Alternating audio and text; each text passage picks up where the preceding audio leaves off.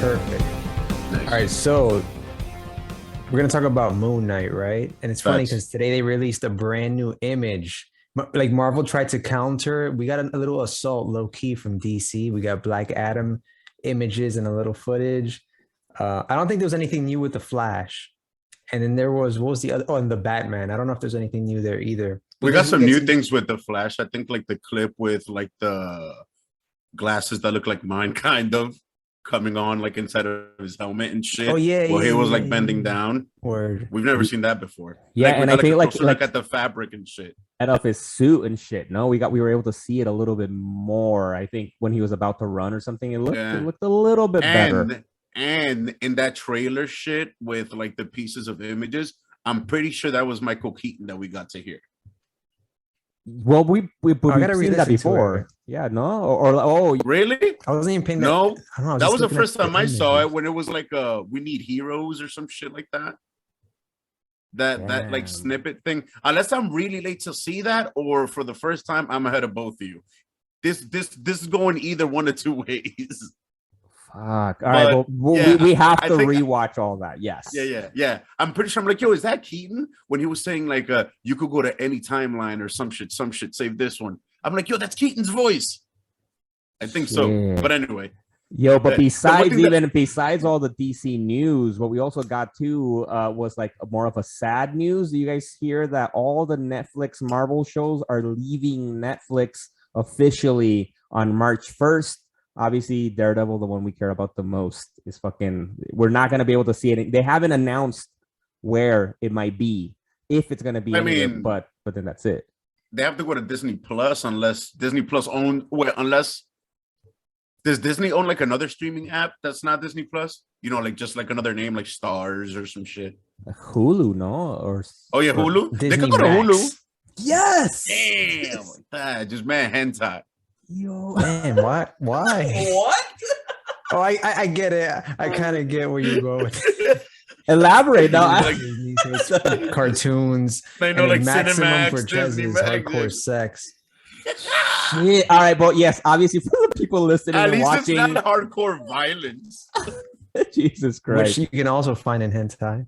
See, exactly. So, yo, Disney Max Plus. Yo, man.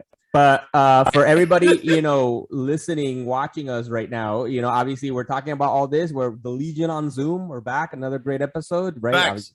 As always, I'm Miguel, joined with Rod and Ches. As always, we're gonna do a fucking deep dive on Moon Knight today. Where we got all that DC news, we got that sad news from Marvel, which is I think relevant, no? Because I think Moon Knight is giving us the sense of like their first type of venture into like Netflix type of a show, right? We're all hoping Moon Knight is gonna be that kind of a show, no? Yeah, and it's probably going to exist in the Daredevil universe. I mean, after finally reading like my first 5 books on Moon Knight specifically, and like 2 issues or 2-3 issues of the new series, it has to exist in the Daredevil universe. That shit is violent. Like, so, but then we just talked about the other day about with our Hawkeye episode about Kingpin.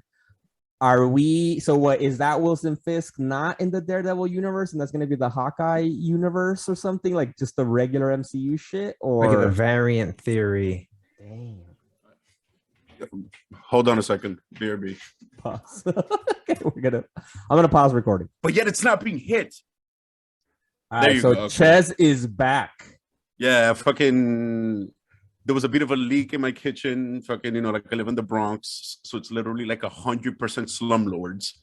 Which we had a person like Moon Knight, which one of his personalities he wants to be, whether it's Moon Knight, Mr. Knight, one of the 3, I think, like regular people that live in his head. I don't know what's going on with it, but to beat up some of these fucking corrupt building owners. Shit. Anyway, back to the show. I wanted to ask you guys a question. So, seeing that we got this new image on what was it? Something weekly cover for Empire Magazine, and I'm glad you mentioned that, right? For listeners, people on YouTube, follow us on Instagram if you haven't already, because we're posting all that kind of shit as it comes out. Facts. now we've seen the suit in all its splendor. Does that mean that fan image that we got a while back was that quote unquote air quotes sneak preview that was supposedly cosplay? Was that real or not? It was real then, right? Yeah, that was real. I think just blurry. Exactly, like because we saw that image that was like out in the the fucking interwebs, right? We saw that in the teaser trailer we got, or no, the proper trailer we got not that long ago, and so yeah, it was actually like it was real. It was a real leak. And mind you, I think even if I'm not mistaken, we did not dig in on that and say that we thought it was real. From my recollection, we kind of were like we kind of wrote it off, and it was valid. Even though I do remember saying he kind of looked like, what's his name from DC? C, right? Who? Ragman. Right. Ragman. And I still stand by it because if you look at the comics, both his outfits I've seen him in, they tend to be way more sleek than this. He looks like an epic mummy, but I'm with it. Yeah, totally. They might be going for that Egyptian mummy shit. Yeah, but shout out to Ragman though. Deep cut. OD. Who was an arrow, right? Yeah. Yo, he died. He died wrapping his shit around the nuke and absorbing that. If I'm not mistaken. I don't think I got that far. Fuck. Spoiler alert. No, it's old. For Arrow, like a show that's retroactive. Retroactive. Well, he's also in Justice League Dark. Not to talk about Ragman of DC's Moon Knight. Well, I'm glad you threw the spoiler alert because I do think we'll have a spoiler alert right now for just general Moon Knight lore. We're gonna go into detail about Moon Knight, his origin, kind of like just general shit that's been going on. So if you wanted to wait till the show to learn about it, well then spoiler alert, right? But this is gonna serve as an intro, I think, for people that if you don't know who the fuck Moon Knight was, because I'm sure a lot of people really probably don't fucking know who Moon Knight is. Right behind me. That's right. Look at that epicness. Yes. Like yo, he checks every single list of cool. Hell yes. Like that the cool list, except for like maybe like buckles and belts and shit. Wait, but I've seen them depending on the artist. Let me get one more peek at that because that's a Finch, right? Let me see. I think that's that's another reason right? to go to our YouTube. And I just got this off of DeviantArt. I just went on Google and I hit Moon Knight and I just hit save image as. But hey, look. Yeah, totally. And that's from that era where they launched his solo book. And I remember buying that. And it was written, the author was like a novelist. Yes. Yeah, Charlie Houston or Huston. I don't know how they pronounce. Yeah, but I'm glad you mentioned that. We'll get into that a little bit more, but because he had several books. He's had several ongoing, like, he'll start and then it'll get canceled and then he'll keep going. But I think so. Let's dive into fucking Moon Knight, right? So for those people you may not know, right? So Moon Knight was actually created in 1975. That's when he premiered. He was created by writer Doug Munch and artist Don Perlin, and he appeared for the first time in Werewolf by Night, fighting a freaking werewolf out of all the kind of fucking villains that he can be fucking fighting. Of course. Werewolf named Jack Russell, which makes total sense. And something that I was shocked about because he appeared in Werewolf by Night issue number 32, which I was just genuinely surprised that they actually had a fucking long running book, Werewolf by Night, all the way like issue 32. Like what? That's like 2.5 years. Yo, straight up like that. Werewolf by Night. Yo, like we don't have a werewolf ongoing comic book right now. Like, and just for historical context, does anybody have like a general idea of what was going on around 1975 when Moon Knight was created? You guys know how I like to make some type of conspiracy, like what inspired the character in the moment? What was going on? What year was that? Civil rights, 1975. 75. I don't really like what disco was popping and drugs, right? Drugs, the hippie Kiss, movement. Kiss was right? big. Yeah, LSD. Like not much. Like I don't really remember 1975 as Vietnam. Like damn. Yeah. Yo, the historical context. Jaws was released. Oh, look at that. Nice. Going, bro. There's a lot of epic shit happening. I'm just out here like I don't. Man, so that's the context when Moon Knight appeared, right? Actually, we're not 100% sure how, the writer, Doug mentioned, the artist came up with him, but they introduced him in that issue. And then it took a while actually for him to have his own solo book. Apparently, the editors at the time really liked, and the fans liked Moon Knight in that book, that then he was used in other issues. Like he got added as either a backstory at the end of a comic book like Marvel Spotlight, and then he also had like team ups. Like he teamed up with Spider-Man, and he teamed up he joined the Defenders for a while, and then he finally got his first fucking ongoing, which was actually written by Doug Munch as well, and illustrated by Bill. I'm gonna get this wrong. Sienkiewicz, who's like yeah for the deep fans out there, he's a famous fucking artist, famously known for his New Mutants run. He actually illustrated the Demon Bear story, which I think we talked about once, because that was loosely adapted for the New Mutants movie. But we won't talk about that. I still gotta see that. Yo, let me interrupt you just for a moment. So right here on eBay, Werewolf by Night number 32, CGC graded 9.8. How much do you think that goes for this play? What's that? Like Price is Right. Price is Right. There you go. What do you guys guess? How many racks? $17.83. Nah. That's gonna go. I'm gonna go $500. Damn, $120,000. I said how many racks, guys? What the fuck? You could definitely could have been being sarcastic. Yeah, we could have gone. We could have gone. Okay, all right, fine. 100%. Can you say that again? How much? 120,000. However, damn, 9.8. Yeah, and it's only gonna go up in value. Yeah. However, I would like to see a chart on how fast that value has gone up since they announced the show, since they announced Oscar Isaac, since the development of the MCU further and further. I want to see, what made the value of that go up. It's only gonna get higher, because even if it did peak because of that, until the show premieres, that's when everybody's gonna see it, and that's when everyone's gonna want this fucking book. Because right now, it's kind of nerdy to know all about this shit. Like, oh yeah, we've been waiting, and it might be the Netflix verse and all this shit. But the average consumer, the average dude that has $120,000 to drop on a comic book, that guy's gonna watch it on Disney Plus. Like, holy shit! You're basically saying this is gonna be an investment. Like, if somebody has that fucking cash right now, fucking get that. Yo, there's a level of society where, on average, they have $120,000 to spare. Yo, ready for a comic book, liquid to do stupid shit with like that. Just. Damn. And that's another group of comic book nerds that we don't have access to yet. Like, I don't think any of the listeners, if you're a listener and you got that kind of spending money that's fucking just on the side, let us know. We need sponsors for the show. If you could, and also a show and tell of your comic book collection. Like, oh yeah, this is Amazing Fantasy or whatever. Was it 15? And this one's Detective Comics 27. That's like a Nicolas Cage and shit. Totally. and I'm glad you bring that, because also right now he's trending, right? It's fucking Oscar Isaac, man. Come on. But I thought you were gonna say who, Nicolas Cage? The Moon Knight, right? Because at first glance, you have to think about it. He got his first run in 1980, right? But Doug mentioned Bill Sienkiewicz.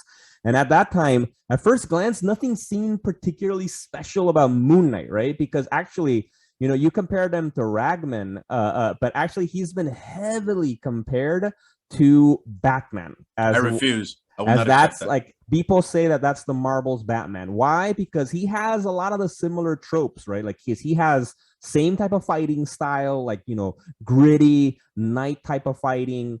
Plus he uses very moon or bat type centric stuff.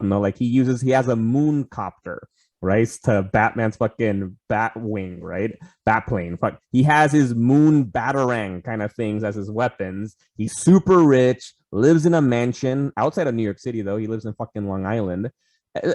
So it's very Batman-esque. And even at one point, right, with the different personalities or identities that, we'll talk about, people compared that to how Batman uses matches Malone and he'll do that kind of stuff. So and maybe even Bruce Wayne, as per some writers. Nah, man. Nah. Real quick, one more Price is Right. Maybe this will be the last one. Do All it. right. So 1980 Moon Knight #1 CGC graded 9.8, which is like the standard. That's what you want for you guys that don't know. And also, if there's anybody that's into this like comic grading bullshit, like we'd love to hear from you. CGC, Facts. hit us up. What's up? Oh yes. Facts. How much do you think that one goes for? So the last one was 150. You said, or how much was it? The first ever appearance that was Uh-huh. a Werewolf by Night. That's $120,000. Yeah. 120. And then this one is his first solo book. So I'm gonna say it's less. It's gonna be less because it's not a first appearance. It's his first book. I'm here like actually Price is Right person. Yeah, like, yeah, thinking nah, like good. it out loud, like, wait, exactly. right. So I'm gonna say 119.99. Like really fucking specific. No, I'm gonna say 100K. Well, I'm gonna say it's too high probably. the equivalent of the national deficit. Yeah. And the comic can solve America's woes. Nah, it's just one rack. And for those of you who don't know what one rack equivalents, that's $1,000 American dollars. I was off by like a few trillion dollars. But just a few. All right, well, so then for fans out there, you can go get this fucking great book. Yeah, if you got a rack. Come Because on. it will double in that. rack. After the season ends, I'm calling it right now. Let's get this clip ready. Let's get It's it. gonna be worth double as after the season is over. Yo, hell yes. And for those of you who are guessing out there, that would be 2 racks. Exactly. Exactly. To put it in perspective. We're teaching math out here. Facts. Math. Economics too. Fuck. Yeah, word. Imagine if somebody taking financial advice from us, like, I'll invest in this Werewolf by Night. People writing it down, like, yes. Let me go to the bank, get a loan. Dickheads on the internet. They call the bank like, how many racks do I bank account? How many You think racks somebody can I has like get? that comic in their strong box in a bank on some European fucking Possibly. I wouldn't like doubt a it. boss. No, Hell yeah. Nicolas if it's Cage worth does. that much money, there's some like on the low enthusiast, some like Russian oil baron dude who just like into comics and he has like American culture envy. And just has a basement with like amazing fantasy and fucking the first edition of Superman and shit. I don't know why, but I think for me, you described also like a Bond villain. Like he's like Facts. a Bond villain with comic book shit like that. Oh, I'd yeah, like to exactly. meet that person. Yes. Facts. They wouldn't want to meet you though. But yes, Moon Knight. I know, probably not. But Moon Knight, right? So Moon Knight, right? Was started. His book came out in 1980, and we're saying like he had a lot of comparisons to Batman. As so far as we'll basically shoot them down. Some things are similar, some things are not. But what makes him really truly fucking different to Batman, that this is kind of really why he gained a lot of cult following, right? Is that unlike Batman's alter ego, right, Bruce Wayne, where Batman clearly has mental health issues, right, from the trauma of seeing his parents killed, and he dresses like a bat, fucking beats people up at night, which is never really like outright mentioned in the books that he has mental health issues or anything like that. Tom King, he came kind of close in his run, but with Moon Knight, right, what's different is that fucking his mental health issues is right front and fucking center, man. Because fucking Mark Spector, who is Moon Knight's alter ego, he officially has a dissociative identity disorder, which is used to be called as multiple personality disorder. So like that's a big fucking part of who Moon Knight is. Or crazy in some parts of America. Yes. Okay. Miguel, wait. So I have a question because I believe this is all up your alley and whatnot. Like being as non-complex as possible, and I think the correct textbook term is crazy. Who's crazier, Bruce Wayne or Mark Spector? Straight up. Mark Spector. You think so? No, Yeah, 100%. Hear me out. Think about like the shit that Bruce Wayne has done, like the OMAC project and shit like that. You know what I mean? Like using like the Socratic method, like that shit all leads back to like him being that crazy. You get what I'm saying? Like his crazy has more consequences than Mark Spector, except for when Khonshu, like kind of bugged out. But you get what I'm trying to say, right? Like, I guess it depends on, right? Like, what are we really calling crazy, right? Because yes, Batman has had some fucking tendencies that like he could destroy the Justice League, right? Like that was a whole fucking story from Grant Morrison. Like he just has those plans in the back of his mind. Like, but he's a prepared motherfucker though, right? But with Mark Spector, Moon Knight, man, like he's not as clever as Batman for sure, right? He can't take he took the Avengers down because of Jason Aaron's run, the Age of Khonshu. We'll talk about that later, but with despite that, he's not that fucking smart like Batman. But he has basically 3 official in a way kind of personalities. So he actually can be 3 different people in a way, which is a whole other level that Batman / Bruce Wayne doesn't really do, man. I mean, fair enough. Like he's one person short. That's some Split shit. Yes, James McAvoy shit. That shit was dope. Word, except that the Horde was like Shyamalan what? verse. How many people like are in the Horde? Is it what, like 50 or something like that? 20? Yeah, a lot, right? Yeah, that movie was wild, yo. Shout outs to McAvoy. I want to see the Horde versus Moon Knight. Woo, that'd be dope. Yo, that would be dope. Yo, I'm glad you mentioned that, right? Because actually, there's been a lot of portrayals of multiple personality or dissociative identity disorder in films and in other kind of media. So, because right now the term in 1994, that's when it got changed from multiple personality disorder to dissociative identity disorder. Generally, the idea was because it had to reflect a better understanding of the condition, meaning that because the people don't really have like it's tricky. Like people don't really have different personalities per se, but it's more like they have different aspects of themselves that they then at times like enact, right? Honestly, for me, it's a little misleading. I think it's just semantics, like it's still kind of the same idea, but whatever. It was mostly for me, I think it was changed to avoid the stigma from the term multiple personality because of bad depictions in the fucking in the media. Like originally, one of the first ones was Civil, a movie in 1976, which starred Sally Field, who we all know as Aunt May in Andrew Garfield's Spider-Man.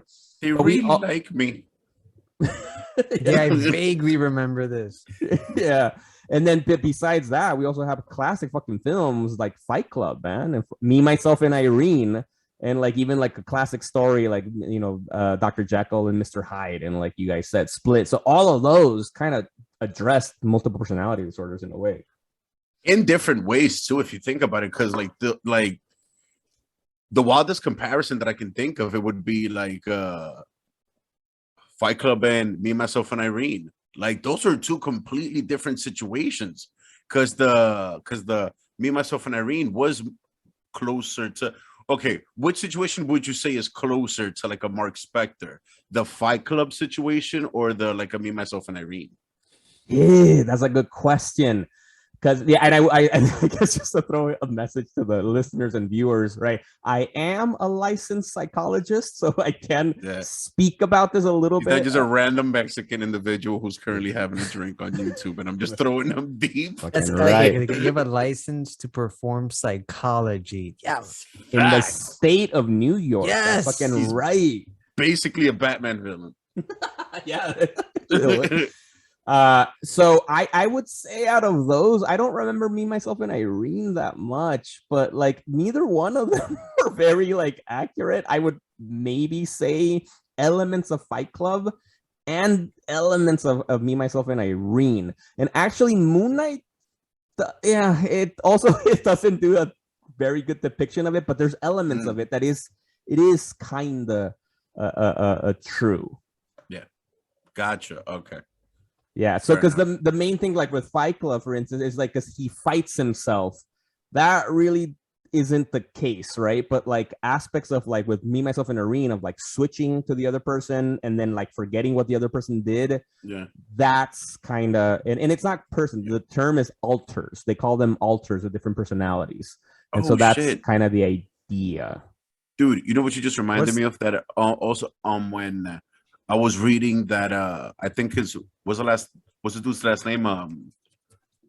Lumiere, the guy that wrote the Moon Knight book recently. Oh, yeah, Lemire. Yeah, Lemire, sorry. Lumiere is the candle from Beauty and the Beast.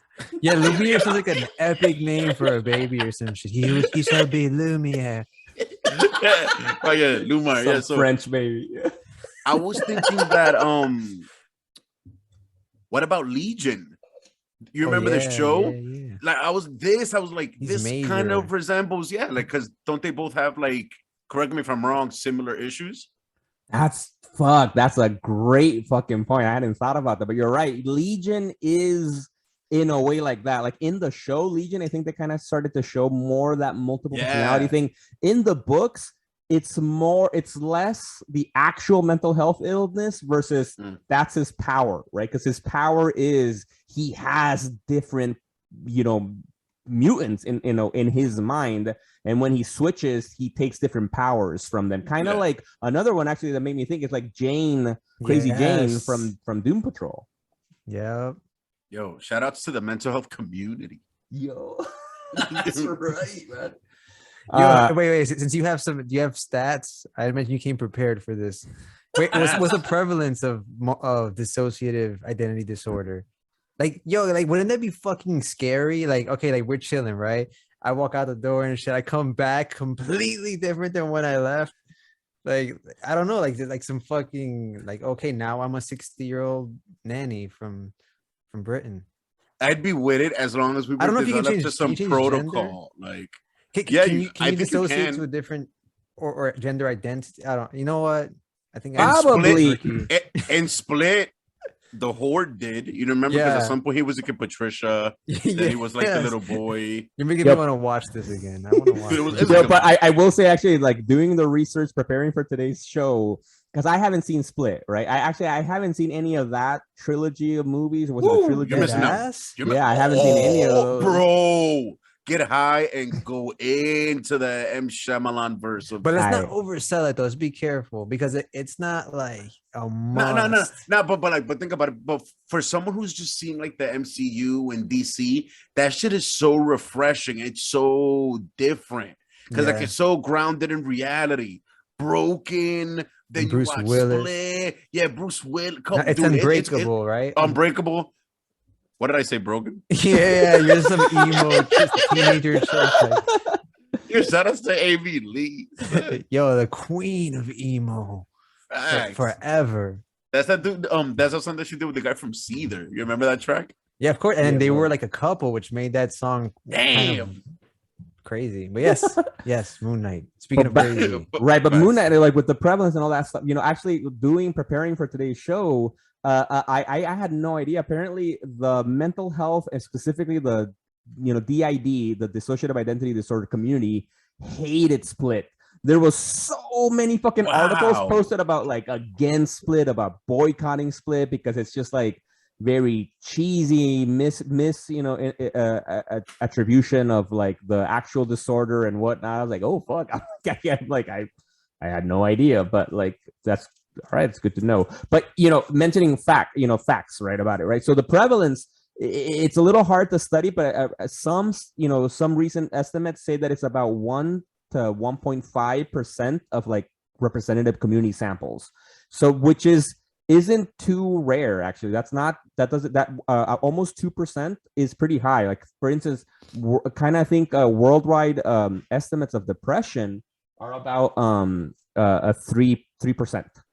So if depression is as common as 3% to 4% of the people, and this is about 1 to 2, it's pretty high. Like it's not super rare. Now I have a question. Within that statistic of people that have been diagnosed with DID, how many have the percentage or chance of becoming a vessel for an ancient Egyptian god? Yo, yes. 0.00000. So far, man. Yeah, it's shit, man. Rod, why you hate it? It's possible. See what I'm saying? Like, those are the stats that matter. What are the odds? Because that's basically what happens to Mark Spector, right? Because he's kind of like a Deathstroke type. Well, no. Deathstroke was like in the army. Mark Spector was a merc, straight up. He was just like a black market soldier, right? Do they specify like how he got hired, what kind of contract he was on that led to? Well, I'm glad you say that, because let's do that. Exactly. Let's get into Mark Spector Moon Knight's fucking origin. right? Because as we're talking about right now about the dissociative identity disorder, it really wasn't a key thing from the beginning. Like, it's kind of weird, and different writers have explained it in different ways that don't really say like it's like a true disorder. Like, it's been like a work in progress as they've been updating throughout time, because it really wasn't clear at the beginning. So the like comic origin, right? Like the way that happened, right, is that Mark Spector was a mercenary, and he was, we'll get into way before that too, but like just the general comic book origin from that $1,000 book that Rod mentioned is that, he was a mercenary working with this villain Bushman, which we'll talk about, which he was a crazy motherfucker. Like, he tattooed a white skull basically to his face just to fucking freak people out. And they were, trying to raid some temples. They came across these like, como se dice, like Indiana Jones fucking, people out there. And Bushman ended up killing the oldest like investigator there, trying to look at the temples, which ended up being who was Marlene's father. Marlene, which we'll talk about later, is one of the key characters in the supporting cast for Moon Knight. We'll be seeing her on the show. It's like his love interest and shit, and baby mama too. Which we'll talk about that as well. Do we know who cast her? Like, who's gonna be Marlene? Do we know? Yes, we do, but I don't know off the top of my head. Damn. Like, I don't think she's You don't think she matters, you pig? Famous? I don't know. Come on, against Oscar Isaac and Ethan Hawke? Nah. Fair enough. I'll give you that. Right, but so what ended up happening in that moment, right? Or you got it, Rod? You got the almost. I'm trying to have a loud keyboard here. May Calamo. Oh fuck! I'm gonna destroy this. Damn. Calamoe? I don't even want to try this. That's right. Right. Shout out to Meg. When Mark was in Egypt trying to raid, figure out where the temple was that they wanted to raid, and they're asking these scientists, archaeologists that are out there. Bushman kills Peter Alran, or whatever his last name is. It was Marlene's father. And not to be confused with Bushmaster. Nah, exactly. No, I actually at the beginning I was confused. I was like, "Oh, isn't that the guy we saw in Luke Cage?" This is Bushman and Bushmaster, which is leaving Netflix for some reason. Yeah, man. You'll bring back Michael Coulter. I'm gonna start a change.org. Yo, yes, for the things that matter, like also this and Superman suit. Yeah. If you haven't signed it yet, go sign for it. Make a everybody change. watching and enjoying Superman and Lois, I started a petition because, let's be honest here, his suit looks terrible. I'm talking like Shazam, Zachary Levi, which as per recent photos, they're fixing. So yeah, I think they should just bring it back to the Supergirl costume. Anyway, go to our Instagram. You will get linked there. And Twitter too. I encourage fans to even go back in our episodes. Our position on this has not wavered. We are not flip-floppers. We are steadfast in our views. That suit sucks balls. Sign change.org. I wouldn't go as bad as saying sucks balls. I think we've had worse suits. But it sucks. No, wait, what? Damn, this is not the time to have this conversation, but I want to have these conversations. Moon Knight. Yo, just like on some Moon Knight shit, you're opening like an Agent It's one of the worst. Of, like, discussions. You're bugging it's right now. One of the worst. All right. Yeah. Jesus Christ. Right. But Moon Knight, right? That's a better suit. When in Egypt, right, he confronts Bushman after he kills Marlene's father, saying like, "You're taking it too far." And then Bushman basically whoops his fucking ass, man. He just beats his ass senseless and leaves him near death and leaves him in the desert to die. So it like in the heat and shit, and then in the cold of the fucking night. He doesn't completely die. Mark Spector kind of drags his body out into the desert for whatever reason. And then he's found by like some people, like I know some Egyptians that are there too, and miraculously brings them to the temple that they're trying to raid anyway. And so the way it goes, the way it was actually drawn and written originally, which I really loved, is that you see kind of Mark Spector kind of just faint, out of exhaustion. It makes sense. Right? He had his ass whooped. And Marlene kind of just like checks him and she's like, oh, he died without her. Like, did she check? Like, I don't know. Like, is it official or not? So like we don't like, did he really die? Because then what ends up happening in that moment is that then he's in front of Khonshu's the moon god statue, and then he wakes up, right? And then he wakes up saying like, Khonshu brought me back to life. I'm supposed to be, his, avatar, in a way, and protect, the travelers at night. And then like gets like a little quick robe shit and then beats Bushman ass. And like that's like his origin. Do we know if Khonshu is a real ancient Egyptian god? Or is it one that they made up for the comics? Because I know they mentioned Seth, who's real. I'm sure they mentioned Ra at some point, who's real. Is Khonshu a real ancient Egyptian god? I don't think so. Actually, I didn't really look into it, but I don't think so. And you mentioned Ra. Actually, apparently in the comic books, Ra comes out. Ra is a villain that Moon Knight fights, and Ra is apparently Khonshu's father. Which I'm like, is that legit Egyptian? Ra is like the Egyptian Zeus, the sun god. He's like the sun god. Yeah. Oh, so the Khonshu is real. They just spelled differently. Oh. And is it like a moon god too? Yeah, the moon. We're fucking financial advice, fucking like international lore. Yo, the Legion on Zoom is a full value experience. Jesus. He's part of a triad. I'm sure that some writer has explored this shit. There's a Thoth, Thebes, and Khonshu. I'm smelling like ancient Egyptian version of the War of Light. Ooh. I want to fucking see that shit. Facts. Yeah, because I think in the books he's mostly fought, like I think in terms of Egyptian gods, like Seth and like Ra recently, actually, and I might be probably one other one, man. Because there's been a lot of runs since 1980, right? But there's a lot. Oh yeah, man, and there's a few Egyptian gods too. So like, there's a pretty big pantheon.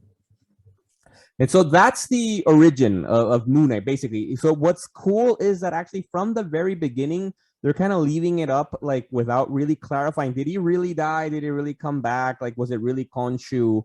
Because for a lot of times, you don't really know, is Khonshu real? Is this, really happening? Because then even with the personalities, all we know is like really in that same first issue that you can get for fucking $1,000 is now right fucking now. Go to eBay right now. Or Marvel Unlimited if you want to drop a rack. But if you have the rack to spare, why would you open the CGC encasing and read a fucking 9.8? Yo, that's the baller move. Yo, drop the rack, get the CGC, open the plastic case, and I hate that guy. Yo, and read it while you're taking a shit. Oh, Lord. Get the shit and bulb articles on. And put it back in the case and close it and lie. I was about to say that. Oh, man. Because in his first issues, in his first run, the writer, Doug Mensch, really kind of wrote Moon Knight, Mark Spector, as using willfully these other identities to help him fight crime. Right, so his main identities are like, it's Mark Spector. That's so it's like as a tool. That's kind of the way they wrote it, right? It's sort of though, but because then we have Mark Spector, right, who's the main guy, which we'll talk. He's a Jewish American. He was born in Chicago. We'll talk about his history in a second. But so he's the anchor. So he's like the main, right? And then we have the alters are Stephen Grant, who's basically Bruce Wayne. Stephen Grant is the billionaire. He's the one that has all these different companies. He's the one that has the mansion. And then we have Jake Lockley, who's like the Matches Malone type character. He's a taxi cab driver. He's the one that's in the streets getting information from people. And so those are the three main people. And like Mark Spector is Moon Knight. But even throughout the different runs that we've had all these different people become Moon Knight too. Like Jake Lockley is a more vicious, violent Moon Knight, and we have Stephen Grant is also can become Moon Knight. It gets complicated. So which one is Mr. Knight? Because I know that Moon Knight and Mr. Knight are two different entities of Moon Knight, also within this one individual. Right. Sorta. Like in a way, so Fuck. Warren Ellis in his awesome run introduced the character of Mr. Knight, which was also the character actually in Secret Avenger. So Moon Knight actually has been an Avenger, actually, sort of. Like he's been a West Coast Avenger and he's been a Secret Avenger. Wait, so educate the people on who the West Coast Avengers are, because that's very interesting. the West Coast Avengers were this book in the 80s. It came out, I believe, right? It was basically a group led by Hawkeye. And the Avengers that were there, I think Wanda, like, and Vision and Wonder Man and other not super great Mockingbird. Mhm. Who's the Tigra? Tigra. Yeah. So it's like the B tier Avengers, so to speak. Pretty much on the West Coast. Damn, Cali. Chilling. Just the Avengers in California. Those movies would be whack on the road. Word, right? It has to be New York City or it's not valid. It can't be like the Midwesty. Or like a New York City analog, like Gotham City. Yeah, otherwise, nobody gives a fuck. Wait, I would watch the Avengers Miami on the law. I wonder if that's happened. And Avengers Just Miami, have that Wonder was dope, man. I'd watch that. Somebody just falling off the wagon, like, with it. Okay. Oh, no Avengers Miami that I'm seeing here. Yes, look at that original idea. But there is kind of like the Midwest one, though. There is something is called the Great Lakes Avengers, yeah. Yeah. Which has one of my favorite obscure comic book characters. What's his name? Mr. Immortal. If I'm not mistaken. I don't know. Or Immortal Man or some shit like that. Look him up. Crazy ass Wikipedia page. Anyway, digress extremely. Sorry about that. All right, so at the beginning, right, with Moon Knight in his first run, it was interesting how they were writing that he was like willfully choosing to become these different identities. But, I will give credit to Doug Mensch at the beginning because I do think it was written in a way that was weird, though. That it is like because for instance, remember that Marlene, the daughter of the archaeologist that was killed by Bushmen. Yeah, she like falls in love with Moon Knight, with Mark Spector, and then lives with him. But in that same first issue, she's in a relationship basically with Stephen Grant. Like she lives with Stephen in the mansion and basically calls Mark Stephen primarily, but knowing well that he's also Mark, that he also pretends to be Jake, and he's also Moon Knight. And so it's like, it's weird, right? Like it's willfully kind of at the beginning, the way they try to write it, but it's like, nah, man, something weird is going on here. Shit. Are there any scenes of like where like there's like an internal tribunal of them talking inside, like, you know, like that dark space of the mind that they like to show? Is that how it's set up? Or is it just like random switching and like he can't control it? You know what I mean? Like, so, right, great question. Because like at the beginning, so it's, you know, comic book fucking randomness, right? Like, because at the beginning it was written like that, like it's just identities that he's choosing willfully to do. Later on in a different run, I don't remember which writer it was that wrote it out as saying that because of the stress of doing the different identities, that's what caused them to have dissociative identity disorder, which is fucking dumb. You know, that wouldn't cause fucking dissociative identity disorder. Actually, if you're wondering what causes, at least the best that we know, is it's trauma. Experiencing a very, very strong traumatic event, multiple traumatic events as a kid, especially, you know, in early age, leads to dissociative identity disorder. Because like most people have show symptoms before the age of 16, you know, and so it wasn't really until later on, actually primarily almost during Warren Ellis's run and Jeff Lemire's run, which weren't that long ago, they were in the 2000s, that really started to explain that it is a disorder. He's had dissociative identity disorder since he was a kid, you know, starting to show symptoms of it. And that, you know, what you described, we've had now where he's like in his mental space talking to the three alters and you know, the different personalities. Which definitely makes a lot of sense. So as a progression. Did he have multiple personalities before meeting Khonshu? Right. So the other he emerged from it like with. Yeah. So one of the other big explanations that they tried to do, so because Warren Ellis tried to do in his run, which is a great fucking run with Declan Shalvey, which was one of the runs we would recommend, that they tried to explain that his different that he developed dissociative identity disorders basically because a freaking god touched his brain, right? When he was like, dying in front of him or died in front of his statue. And then obviously his little fucking human psyche wasn't able to process it. So he had to develop these different personalities to cope with the different aspects of Khonshu. That was kind of Warren Ellen's attempt at describing this origin, because he described Khonshu as having like 4 different aspects called the Pathfinder, the Embracer, the Defender, and the Watcher of Overnight Travelers. And like fucking, Mark Spector was like, what the fuck is this? And so to cope with that, he like developed these personalities. I don't like that. I don't like that kind of a excuse to why he is the way he is. Because it kind of removes part of this potential mental health issues, like kind of blaming it on a god, right? Like, oh, it's a god. Khonshu did it to him, and that's why he is who he is. It really wasn't until Jeff Lemire's run with Greg Smallwood, fucking epic book. That shit was trippy and awesome.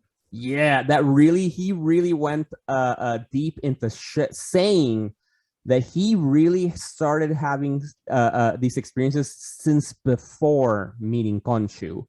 And I like that because it gives me the idea of like, what would happen if you have dissociative identity disorder, if you have some mental health issues and you're fucking, exposed to all this superhero crazy shit of the Marvel universe, and you have, like Khonshu, right? Like if fucking Khonshu tries to fucking embody you and give you powers. Like for me, that's fucking more interesting, right? Like that it's a combination of both. Now, of course, in your field, have any studies been done on the after effects of having your mind touched by an ancient Egyptian god while you're basically at death's door? Yeah, most of those studies kind of lead to Moon Knight-esque type of abilities usually, but then they die quickly afterwards. So you would say that there's a pretty large margin of error. Just a little bit. Wait, let's clear some misconceptions. Like, do people actually give? I mean, shit, who knows, right? But do people actually give themselves different names? Like, I am Jeff. Like, yes, exactly. So with people with dissociative identity disorder, in a similar way to Moon Knight, yeah, like you'll have these different alters that they can be different types of people. There may be different genders. Actually, I'm not even sure about that, but sure, why not? It's basically because it stems from dealing with trauma that they were experienced, and they come up with these different type of versions of themselves to help cope with the stress that they went through, the trauma, and the alters coming up in their daily life are usually triggered by stress. So a stressful event kind of makes them pop up. With actually like during Jeff Lemire's run and the run following that by Max Bemis, really try to show that actually a bit when Mark Spector is getting his ass fucking whooped, he then has Jake Lockley kind of step up, and like all these stressful events. And what happens during those times too, which we don't see so much with Moon Knight, is that they'll forget. They'll have some amnesia of like what happened, when the other alter that's not the main one is in charge of the person. I wonder if that's what Two-Face has. I mean, let me just Google that. I keep thinking about like in Batman the Animated Series, Two-Face, the way like even before the accident, right? He had like a rage outburst. He would have rage outbursts. And the Hulk, Bruce Banner. Technically, the Hulk wasn't just a result of the accident. The Hulk was in there. Oh yeah, as per the Eric Bana. No, I mean, I think that's kind of been even before that. I think they just leaned into that heavy, which I kind of like. But I think I've heard references about like that's the issue. Like the gamma radiation unleashed that shit that Bruce Banner had, where there was like the rage or some shit like that. Yes, that's a fucking great fucking point. I hadn't thought about that. You're right, because especially right now after Al Ewing's amazing Immortal Hulk run, really dived into that even more. But even in the past, before, like because there's been different Hulks, right? Because we have like Professor Hulk, we have the Mr. Joe, Joe Fix-It.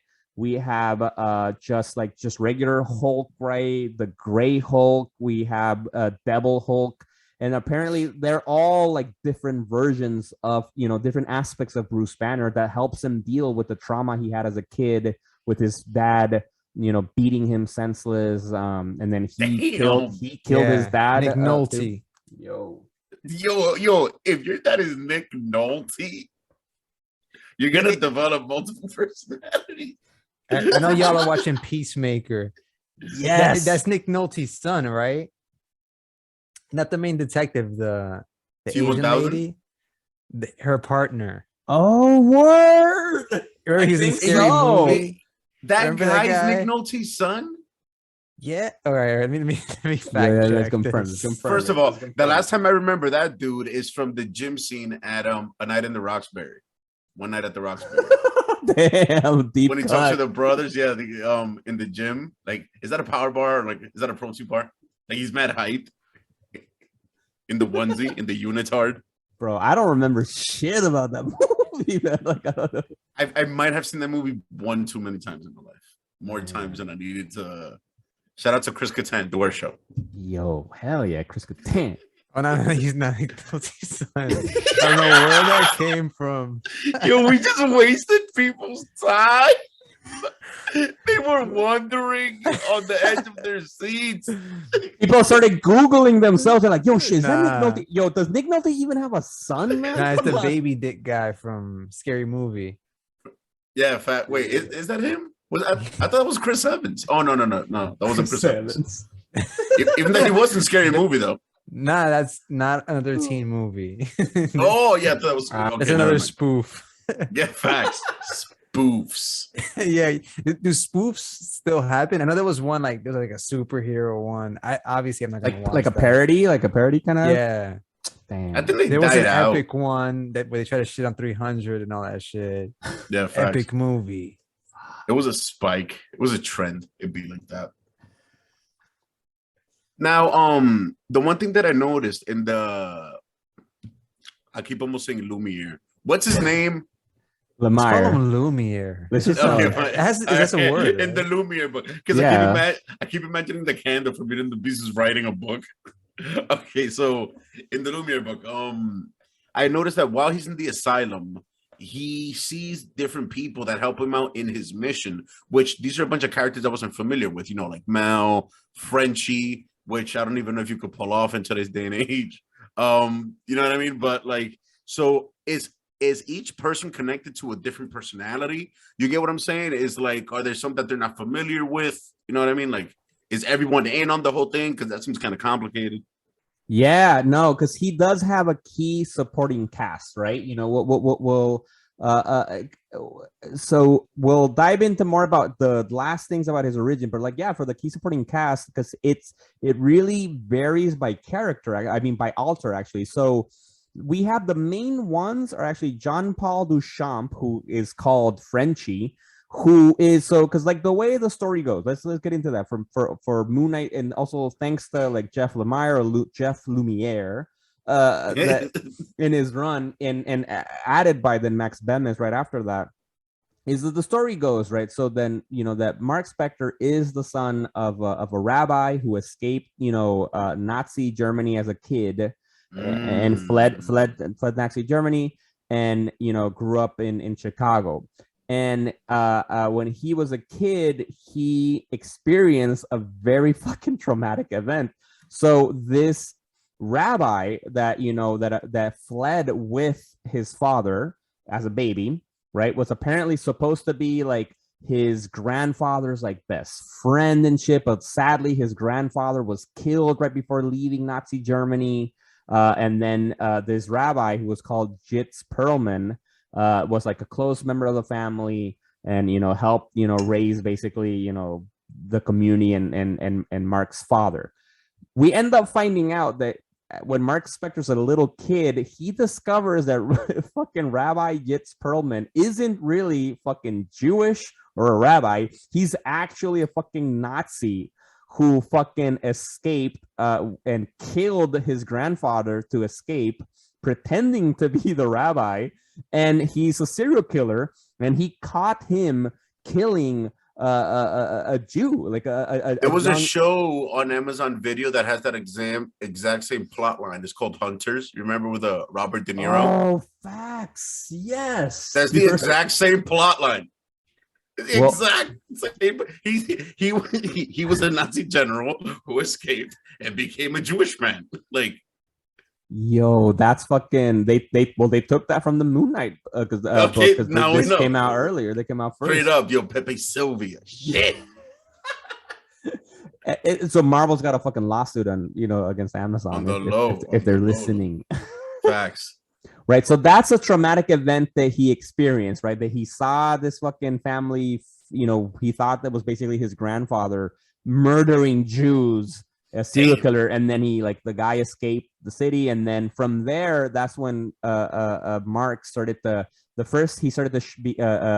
have an imaginary friend, which was Stephen Grant. Later, when he was a teenager, he started to show Jake Lockley when dealing with stress. And then, and he eventually, was in a psychiatric hospital as a teenager. He escaped the psychiatric hospital, joined the fucking army.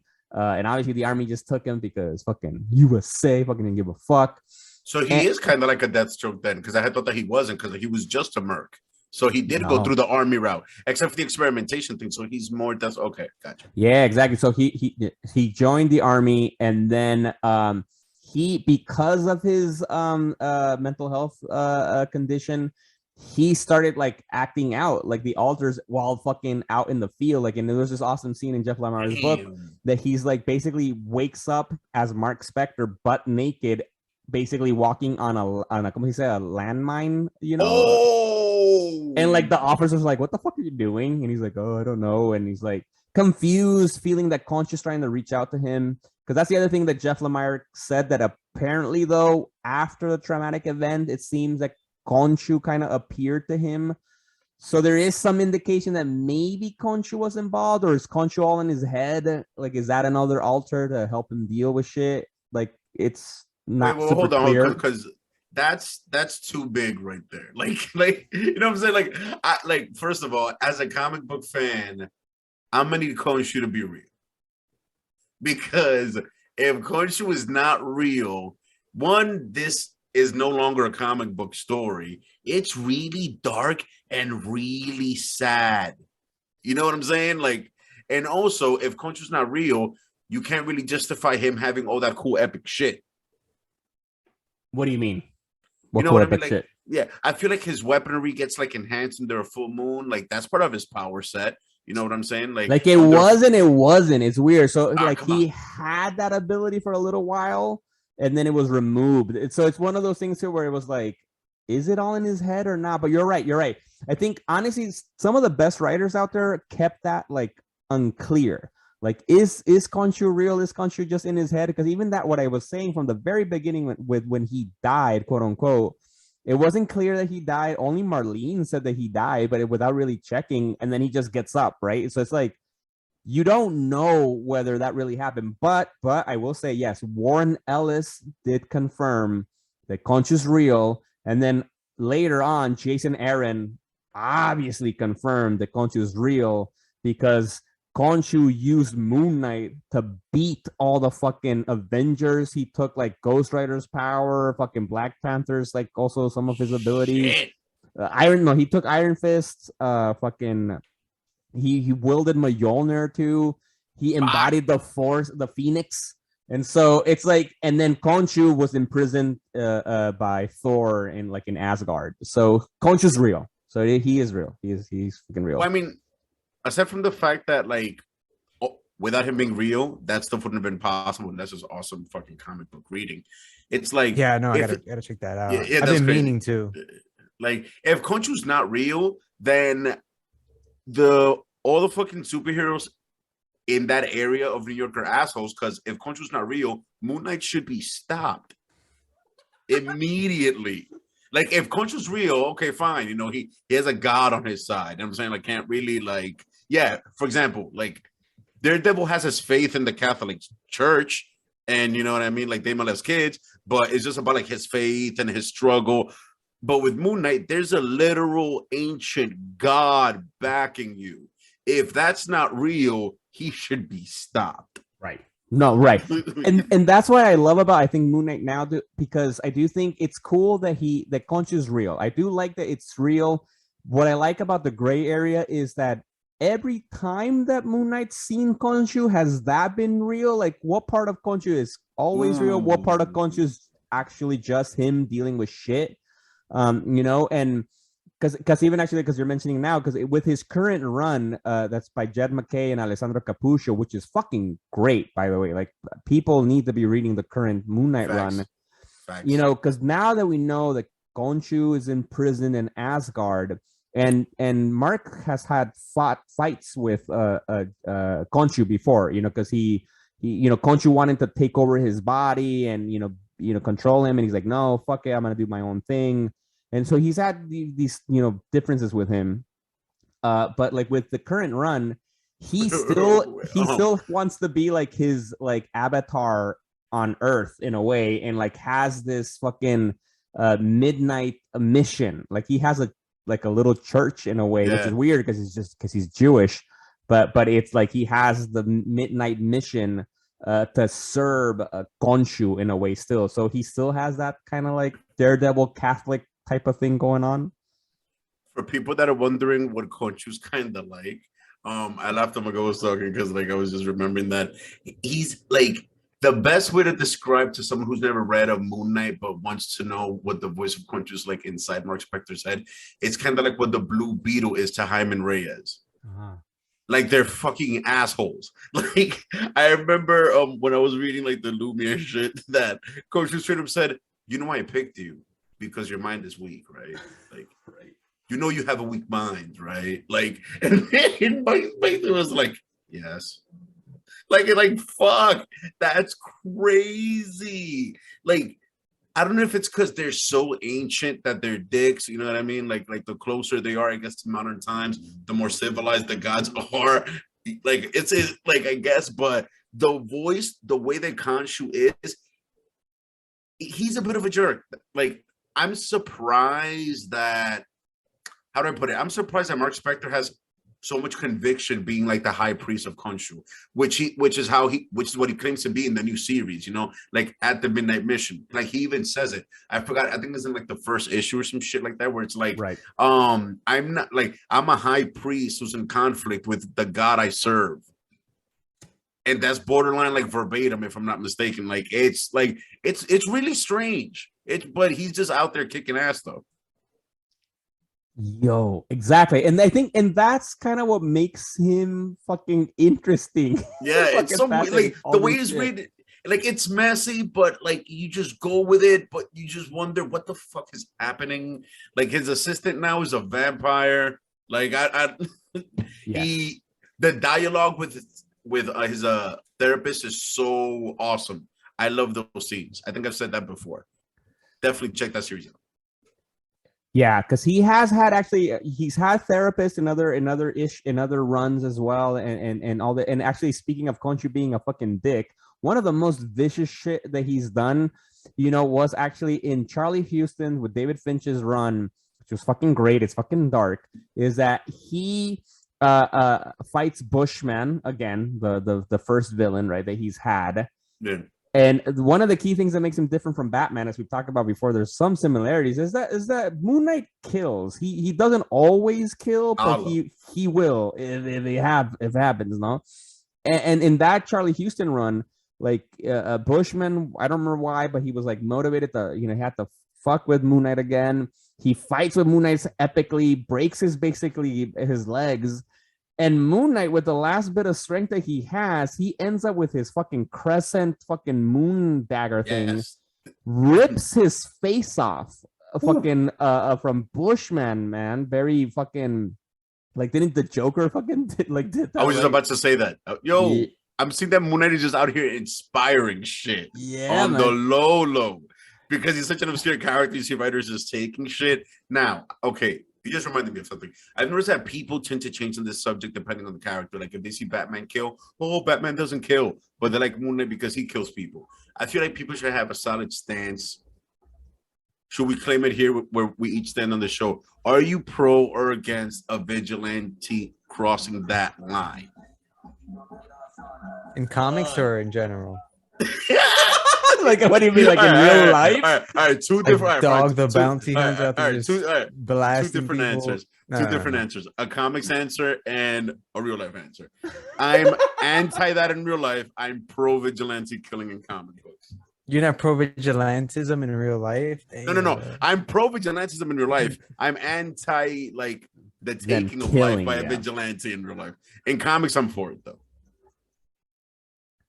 I'm against it. I think in the comic books, I think in self-defense it's fine. I think and I wouldn't go as far as Batman or Captain America, like never kill, but like I'm bad. No, what about Captain America? Captain America killed a bunch of Nazis. Like no, he didn't. Hell yeah, he was was busting fine. caps. In the Yeah, first, no. no pun So, intended. so I feel like if the situation calls for it, you gotta. Yeah, do what you it's gotta do. rough because the challenge becomes like developing a strong rogues gallery. But if you read the Punisher Max. So in Punisher Max, obviously Punisher kills all, his Garth Ennis. He kills all of like his enemies for the most part. So then the challenge is for a writer to then create a new villain for him to face, right? Like almost from scratch, because there's only so many. Like he has what Jigsaw and Barracuda. But yeah, but I think you can write compelling stories and kill like the enemy at the end. So obviously I'm pro. And of course, I got to mention Batman from Batfleck. Of course, a lot of people didn't like the fact that he was killing straight up. But if the fate of the world as it was is at stake, as it was, like come on, he has to blow the guys away. Those fucking those foot soldiers. Fuck that. Haven't Frank Castle and Mark Spector crossed paths before? I'm sure they have, right? They have to. Hell yeah. Yeah, hell yeah, they have. Yeah, they were both part, I think, of the Midnight Suns. I think that was a team they were on. And yeah, they faced off as well. I think in Civil War they had a little back and forth. I don't remember what it was, but it was like kind of joking, like something like I think Punisher told Mark like, "Are you so fucking crazy? Fighting for your god?" And Mark responds like, "Yeah, are you so fucking crazy? Avenging your dead family?" He's like, "Yeah." So it's like, yeah, they get along. I mean, Frank's ideal is way more grounded and understandable. You know what I'm saying? Like, yes. So that's exactly. And so that's what's different, right? Exactly. Between the two characters, right? Where both of them have mental health issues, right? Punisher, especially with the fucking series, did a great job at showing his PTSD, right? A post-traumatic stress disorder. And he's coping with it fucking, intensely by fucking waging a war. Well, I mean, if you think about it, like that's another character right there. Do you think that the Punisher and Frank Castle are two separate people in the same body? Like a la Batman and Bruce Wayne, or is he actually more stable than all of them? And like they're actually pretty well adjusted. You know what I mean? Like Frank Castle. They explored that in the Netflix series. Like, what was like his thing? That he's like always in that traumatic moment or some shit. Remember that shit? Right. Yeah, which is very PTSD, which is very accurate. I think that was very good. So there's no disassociation, you think, on his part, like. Exactly. And I'm glad you mentioned that because that's the main thing, right? The dissociation, right? Like, because with Batman, we don't have dissociation. He is willfully acting as a playboy, ridiculous, like a dick, as Bruce Wayne sometimes, and then his Batman. But that's a willful decision. He's not dissociating. He's not forgetting what did Bruce Wayne do versus what Batman did. Yeah. And neither Punisher, right? He still is Frank Castle. With Moon Knight, it's different. He has all these different aspects of himself that they're like, sometimes they're in charge, sometimes they're not, So that's what Jeff Lemire's run was actually all about him trying to really accept that and really confirm to like, look, this is who I am. I've had all these issues, but I am Mark Spector. I'm running the show, and I'm going to have to learn how to deal with it to continue to fight crime because, Khonshu chose me. And so that's a little bit different, you know. I think it's more similar to the Hulk, I think, from what we were saying. Pause real quick for editing. But before I forget, like what we were mentioning about Khonshu being a fucking asshole, though, like when I mentioned that he, you know, Moon Knight fucking took Bushman's face off and then he died afterwards, you know, with his broken legs, freaking Moon Knight kept seeing Bushman. And then apparently Khonshu, like the way they described it is that Khonshu was appearing in front of Mark as Bushman without his face. Though, you know, just to fuck with him, and then eventually told him that he did all of that. Like he pushed Bushman to go fuck with him and try to kill, you know, because they tried to kill like his, you know, supporting cast and that kind of stuff. And so yeah. Khonshu's a dick. He's a fucking asshole. Now here's the thing though, like, is he good to Mark in any sort of way? Like, would his life be better off with Khonshu or no? I don't know, man. I don't know, because actually, is it one of those situations where yeah, he's a bit of a, no, I mean, he's a total dick to Mark, but like he keeps him from falling over like the sane edge into like oblivion mentally. You know what I mean? Like, yeah. Is he a barrier? I would say, of course, it's a positive because now he's a fucking superhero. And a really cool one at that, aesthetically. One of my favorites growing up as a kid. You think he considers that? Like, I think so. I think you can help but admire your drip. Cool. Like, hell yeah. Especially the Oscar Isaac, because he's dope. Ooh. The costume looks dope. I don't know. Otherwise, he just would have just been some dude, you know? Facts. Just some dude. Speaking about just some dude, but go ahead and mention earlier that like the powers and abilities have become like a little bit like unclear depending on the writer. Okay, like this being Disney Plus in the MCU, he has to have powers.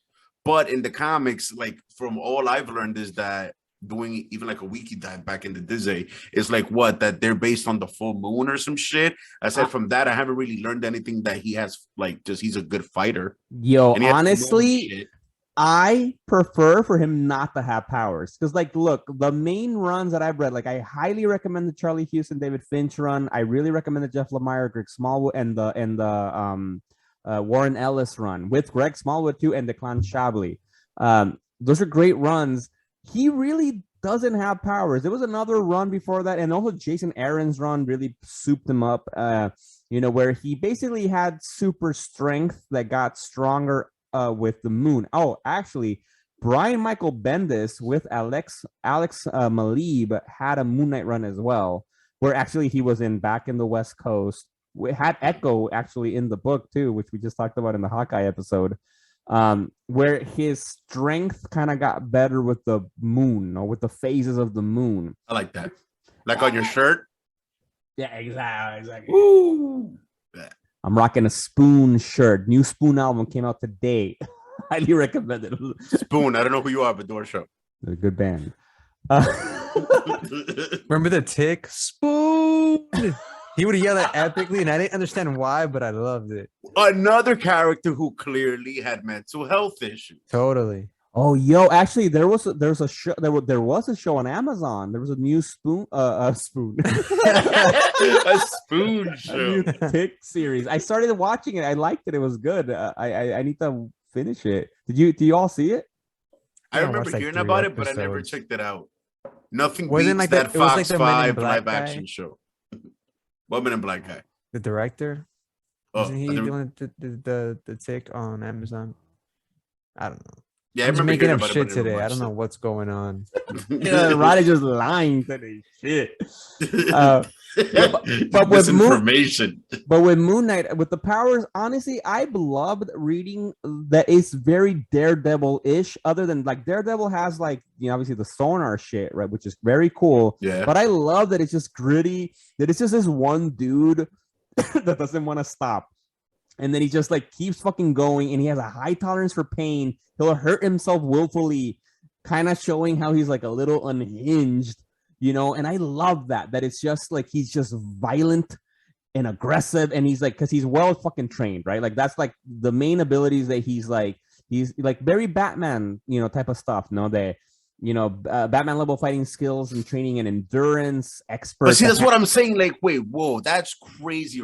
Batman level, full stop right there. Batman level anything is like, wait, what? How? Because he was just in the army and a merc. Like, that's what I'm saying. Was he doing some wild black ops shit? That's a good point, right? You know what I'm saying? Is like, what? He did do the black ops thing as a mercenary. I think that's the kind of stuff where he started to pick up because he's like an expert in hand-to-hand combat with guns and boxing and kung fu, judo, karate, ninjutsu, Muay Thai. Like he's the difference with Batman, because Batman's smarter though. Like Batman's a fucking genius, right? Like and more sane. Yeah, and more sane. More sane, yes. There's one person in the pilot seat. Yeah, man. So that's why, like, I honestly would love to have the gritty fucking the dude that's fucking crazy beating people fucking up and that's it, like that's cool. Nice. And that yes, he was chosen by a god, but like maybe not really, because even the idea, like the way they've used his powers about with the moon, it's also kind of like maybe it's just suggestive, no? Like maybe like just because the moon is full, he's like, no, I can probably hit harder or damn, yo, this is so layered. That's what horoscopes are based on. I mean, I don't know, at least to me. Yeah, no, it's like all bullshit. It's like, yo, it's like, yo, what if the whole suit is a figment of his imagination? Fuck! Damn, you see what I'm saying? Naked? Like, yo, it's a naked Jewish guy running through the streets. I want to read that comic. That's some real mental health shit right there. Well, I do recommend I reading Jeff Lemire's run. I think it's really cool because it starts with him being he's an inpatient at a psychiatric hospital, and they're telling him like, no, Moon Knight's fake. It's an idea you have, like, and like apparently, like, but Moon Knight's like a real character outside in the news, and he's like, you think you're Moon Knight, but you're not Moon Knight, and it's like a fucking mind fuck of a story. The whole fucking Jeff Lemire run is fucking fantastic, dude. That shit was so reminiscent of what's his name? Alan Moore's The Thing. The vibes were so alike. It was trippy. Like there were times when like I had to stop what I was reading and like get my footing, scroll back a little bit, like yeah. So because he goes from the hospital, Swamp Thing. Yeah, Swamp Thing. Yeah, it had like because of Thing. Sorry. Oh right. Wrong. I got confused. I'm like, wait, what? Yo, Miguel went with it. Like, yeah, I was with you. Carpenter. John Carpenter. Yeah, John Carpenter. Yeah. Alan Moore, Carpenter, John. Anyway, Alan Moore's his Swamp Thing. Like, yo, it was very similar because they start at the hospital, then they go through like subterranean ancient Egypt, then they end up, like right in front of the hospital that happens to be in downtown Manhattan, and another ancient Egyptian god by the name of Seth attacks, and there's rainbow, and then there's a bunch of like jackal dogs, like whoa. And I was high when I was reading this. I was like, what the fuck, man? Yo, and I don't want to spoil it, but like it gets weirder afterwards, and I will say, like, shit. I was reading it the next volume of the Jeff Lemire, I think it's 3 volumes, the run that he had. It gets really weirder, and like reading it high kind of fucked with me a little bit because at some point in the next phase of the story, he uncontrollably switches between Mark and Jake and Steven. And he doesn't know, like he's all of a sudden like in a fighting somebody, and then he's like in a film set as Stephen Grant directing a movie, and then he's Jake Lockley as a taxi cab driver, and he's like freaking out because he's like, what just happened? He's like, I was filming. What? Oh no, okay, I'm Jake, and then the art. What's really great, the art changes for each person. That's why and then when being pretty high, reading it like late at night, it was like, I'm gonna put this down. Like, you know, as a matter of fact, I had only read like the first 5 issues of the Lumiere, and like, dude, it just dawned on me like what it's a combination of. I felt like I was reading Alan Moore Swamp Thing and Neil Gaiman Sandman. Damn, it's high praise. Not because like the trippiness, the use of the black and white shading. It was I reminiscent of agree. Dream. It was like if you mix those two, but just tone down the caliber, because come on, like damn, to call some shit a mixture of those two things in quality is like shit. But little bit of inspiration, Watchmen in there. yeah, but inspiration wise, it was No, like fuck, But yo. I agree with the Swamp Thing and the Sandman comparison, because even the art too, because I remember like Swamp Thing and Sandman, the art's very different, no? Like the whole page Ethereal, so to is very speak, and- high, like exactly ethereal, and that run of Moon Knight also had a lot of stuff. Like each page was just a weird fucking art, and like the story blended into the page in a weird ways. Yeah, that's a good point. I didn't thought about that. Highly recommend fucking Jeff Lemire and Greg Smallwood's Moon Knight run. Facts. So definitely go freaking check that Yeah. out. The one thing that I will say about Moon Knight thus far is I'm like his villain structure seems a little bit shaky, because I'm seeing he's fighting ancient Egyptian gods, and there was a mention of like something who seemed like a bootlegged Scarlet Witch. I don't know, but I'm hoping for some clarification, at least when it comes to the show. Exactly. His rogues gallery isn't the best. It's a little weird. But I think it kind of resembles, I guess, a little bit his supporting cast. Which you had asked about that earlier, right? So there's a few key people that actually are related to his different altars. Because so the main ones we have that are the consistent ones, the ones we mentioned from before, John Paul Duchamp Frenchie, who he met as a mercenary. And helped him join Bushman's stuff and all this. So he's been with him since the beginning, right? And then he met Marlene, who became his love interest when Bushman killed her father, and that shit. And so Marlene's been a big part of there, which actually has been weird, because like Marlene, like I said, like she hated Mark at the beginning because Mark was part of the mercenary team that killed her dad, so she hated him. But then literally the same issue, then she's like living with him in a mansion in Long Island, calling him Steven and like in love with him. And then like, so she's had a relationship with Steven and Mark. And then what was crazier in the recent run by Max Bemis is that then she got pregnant by Jake Lockley.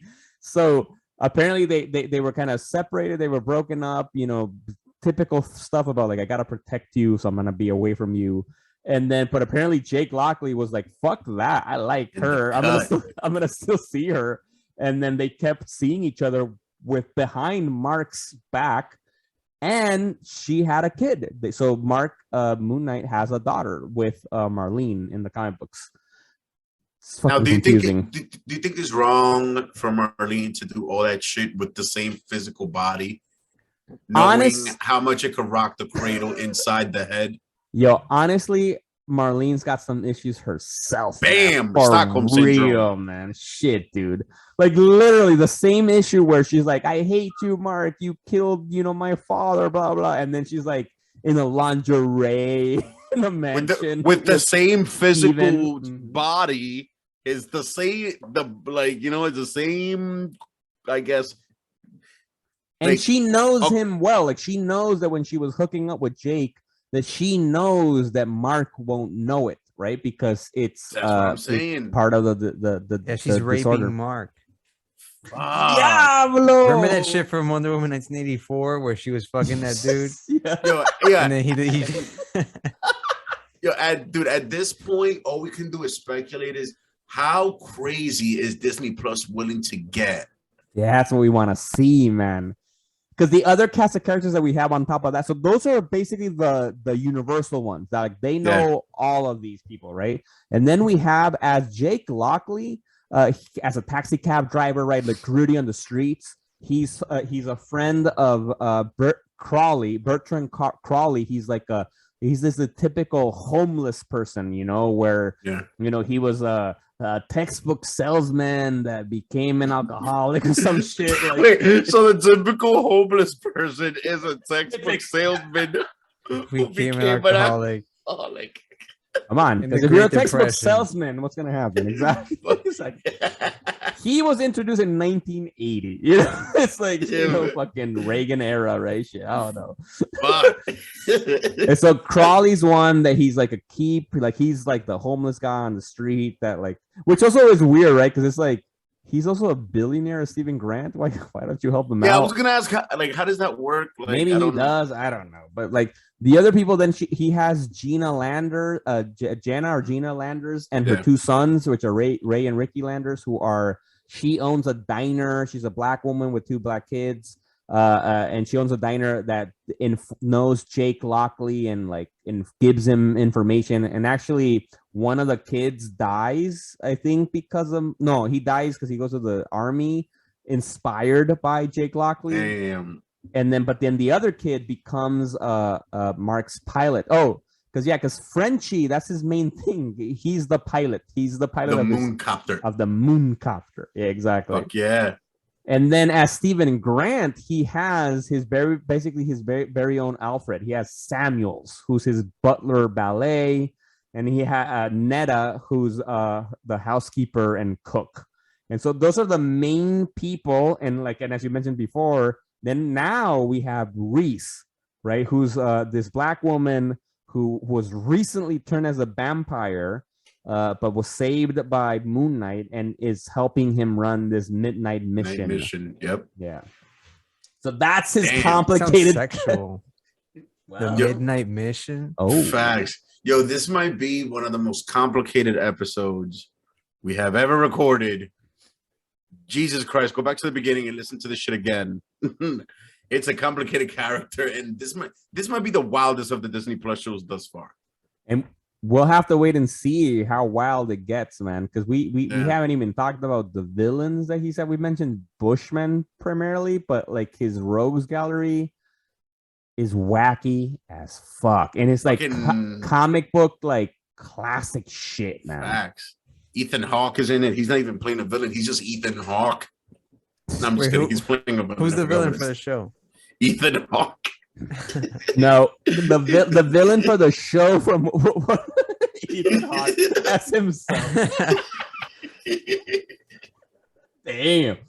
No, the villain is actually Midnight, who was I forgot his name. Yeah, he passed away, the actor, right? Yeah, but he just passed away. It's Midnight away. Man or just Midnight? So Midnight. Midnight Man would be horrible. We'll see. No, but Midnight Man is on the wiki as yeah. Oh man.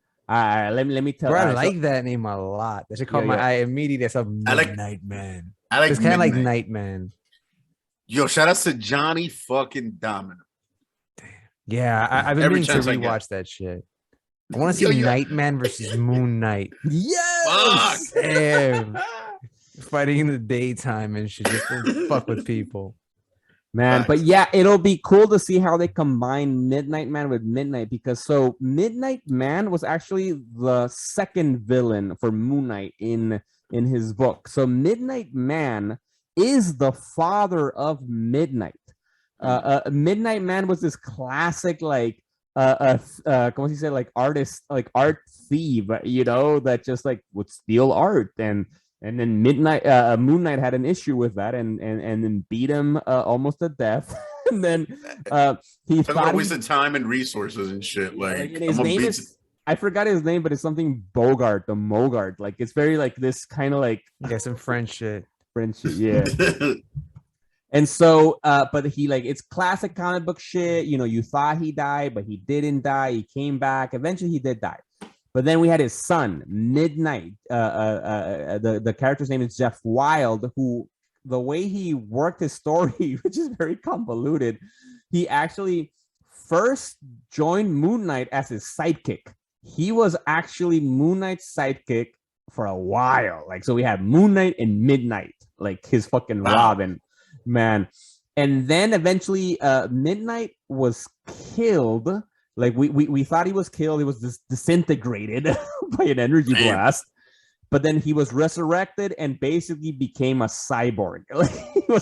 So comic book 101. I want fucking that shit, in Disney Plus. He was enhanced with rocket power feet, super extensible arms, super strength, laser beams, Like fucking, he was a fucking cyborg, right? And at that point, he became like a villain. But then he died, or I think like we thought he died in a fight with Moon Knight, but then he came back for a third time, actually during Charlie Houston's run, which was dope because it's really fucking freaky as fuck. It's just basically because it's him as a cyborg just killing people, just a serial killer spree to get Moon Knight's attention. Like he's killing people at midnight only, something stupid like that, but it's kind of cool. And then Moon Knight eventually confronts him again as a cyborg, and then finally kills him for real, and then he stays dead. Like that's who Frenchie is playing. I'm not Frenchie. I'm sorry. Like the French actor is playing in Moon Knight. That's one of his main villains in a way. Dude, I want all of that, and just based off all the shit we've been talking, I feel like Moon Knight might be one of the greatest television endeavors in entertainment history. Better than Nightman. Facts. Exponentially better than Nightman. Exponentially better than Nightman, but not to disparage Nightman. Man, to keep going with the soap opera type of comic book craziness, like the other main villain that he's had is somebody called Shadow Knight, who he is none other than Mark Spector's brother. Good. His brother becomes Shadow Knight, his long lost brother with amnesia and an eye patch. Yeah, honestly, it's a little bit stupid. It's like he wanted to be Mark and like joined him in the military, and then he got angry, and he joined him as a mercenary too or something, and then he got angry that he wanted to be picked by Khonshu, but he wasn't. And then he became a serial killer, the Hatchet Man that killed nurses. That sounds like a shitty version of. That sounds like a shitty version of Davos from Iron Fist. From what now? Davos from Iron Fist, his boy. Yes. That he was mad that he didn't get picked by, what was it, Xiao Lao? Yeah. Xiao Lao, right? Yeah, Xiao Lao the Undying. Yeah. Hey, well, exactly. So there is, you're right. And it does sound kind of cool, but it gets very comic book weird when it then the Hatchet Man is killed, but then apparently that wasn't really his brother, that was an imposter. And then, it was just fucking weird shit. And then, his brother actually then gets powers by the cult of Khonshu, because there is a cult of Khonshu that worships, obviously. That's basically Moon Knight, but with actual powers. Like he has super strength, like Luke Cage, impenetrable skin, and like shoots beams from his eyes. And so it's like he's got powers, and then eventually he gets killed. Like, damn, wait, which book is? Why am I so intrigued by this Shadow Knight character? But it is cool. Yeah, he does look dope though, for sure. Like, that he's a very cool looking character. He was the last version of him, I think, came out during the Shadowland event. That was a very Daredevil event when like Daredevil became the leader of the Hand and shit. But he got introduced at different times throughout. Like originally, he got introduced in one of those backstories before he had even had his own main book. And then I think in Mark Spector Moon Knight series, that's when he first came back. I don't know.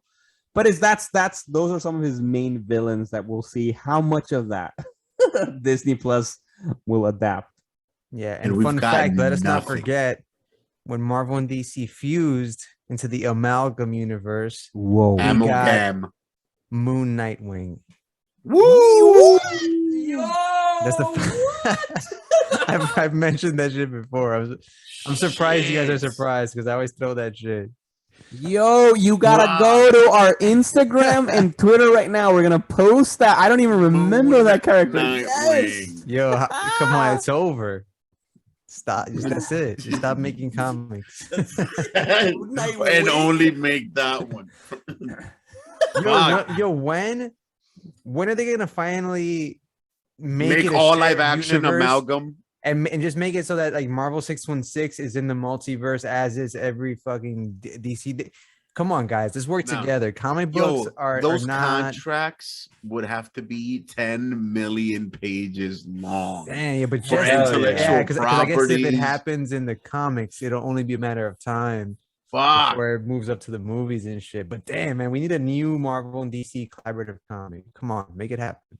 Yo, that'd be fucking great, man, to see. But yeah, it'll be hard, especially like right now, because DC is barely getting its foot, its footing on good. Let's give it a movies couple and of shit. decades. Yeah, Damn, decades. oh, is it Marvel versus DC too? Damn, come on. Damn. Just do it. Fuck. Shit. Like I said, man, a few decades. Now, Fuck. what about why? How about would you rather for us to get that done? I think the only thing we would have to happen is that Disney has to buy all the DC rights. Fuck Warner Brothers. Disney buys all of that, and then they'll do that through because like they've been building the multiverse. Marvel which better. could have happened, right? It was Yo, that close. I don't know you're if they were saying ever that- considering it, but DC was up for sale essentially. You're saying that shit like at that point, like the Supreme Court won't get involved. Like, yo, chill the fuck out. What are you doing? Damn, Monopoly, it is yeah. comics. Fuck. Yeah, but it's not a monopoly. A monopoly is a monopoly True. regardless of the industry. Like just because it's comics, you They can gotta have one stop Bezos company first. dominating comic book dumb. That'd be They wild. they gotta take down Bezos first. Amazon should buy DC like that, straight up. Amazon should buy Warner Brothers. I bet you they've at least attempted to buy a comic book company. Of course, yeah. That'd be damn, dude. That'd be crazy. Shit. Fuck. Moon Knight. Can't wait. Awesome show. Man, fuck. But yeah, all right. But that was our deep dive into fucking Moon Knight. So either you're leaving this episode, listening, watching us more fucking confused, or at least have some sense of the crazy fucking history of Moon Knight. Hopefully, this motivates you to read the fucking books before the show comes out, because there's a lot of good stuff out there. And like Rod said, you don't have to fucking spend a lot of fucking money for eBay. Just go to Marvel fucking Unlimited. Even Comixology Unlimited has some of the books out there. Like we recommended Charlie Houston and David Finch run, Warren Ellen's Declan Shabby, Jeff Lemire, Greg Smallwood, and the current fucking Jed McKay and Alessandro Capucho run is good.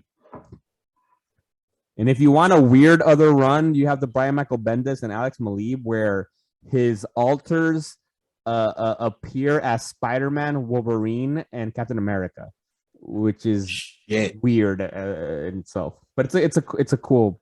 I liked it. Straight up fucking recommendations. All right, people, go fucking can't wait to watch the show. Do not go online and try to self-diagnose your own mental health. Seek professional help if in doubt. This is Chuz. Yo, this is All right, wait. Well, I gotta ask this question. If you have DID, is that the short version? Yeah. Are you aware that you have it, or must you be told like, yo, you have this issue? Yeah, you probably would become somewhat aware of it. That's a good point, because so the main stuff, the way the symptoms would work is like you have these change in personalities, that you may become a different kind of alter.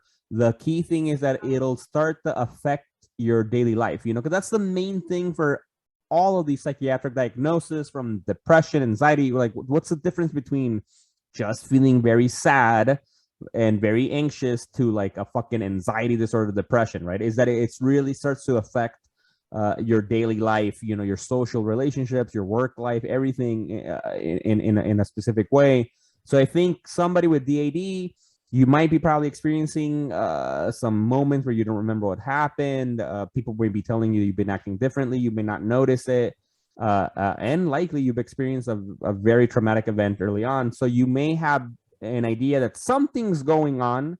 Then you should reach out to a mental health professional, social worker, psychologist, a psychiatrist, or at least your PCP to start, at least to hopefully get properly diagnosed and begin treatment to help with the trauma. Damn, public service announcement. This is Rod. Well said. The Peace more out, you know. people. Later. Peace.